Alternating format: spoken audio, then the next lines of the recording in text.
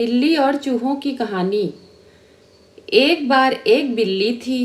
वो बहुत ही चालाक और चौकस थी और उसकी इसी चालाकी और चौकसी को देखकर चूहे भी सावधान हो गए थे और अब चूहे बिल्ली के हाथ नहीं आ रहे थे। एक समय ऐसा आया कि बिल्ली भूख के मारे तड़पने लगी।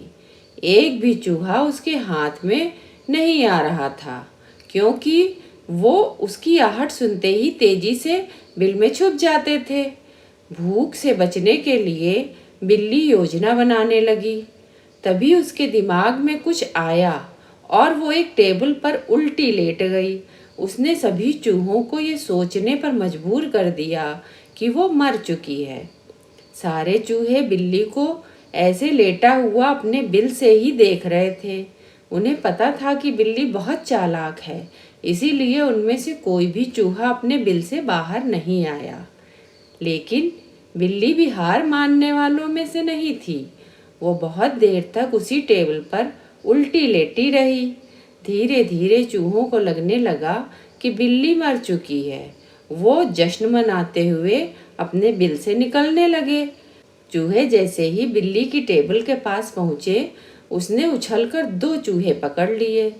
इस तरह बिल्ली ने इस बार तो अपने पेट को भर लिया, लेकिन चूहे अब और भी ज़्यादा सतर्क हो गए। 2 चूहे खाने के बाद बिल्ली दोबारा भूख से तड़पने लगी, क्योंकि चूहे अब बिल्कुल भी लापरवाही नहीं बरतना चाहते थे। इस बार पेट भरने के लिए एक बार फिर बिल्ली को योजना बनानी थी, लेकिन इस बार छोटी योजना काम नहीं आने वाली थी। इसलिए बिल्ली ने खुद को पूरे आटे से ढक लिया। चूहों ने सोचा कि वो आटा है और उसे खाने के लिए आ गए, लेकिन एक बूढ़े चूहे ने रोक दिया। उसने ध्यान से आटा देखा तो उसे उसमें बिल्ली का आकार दिखने लगा। तभी बूढ़े चूहे ने हल्ला मचाना शुरू किया।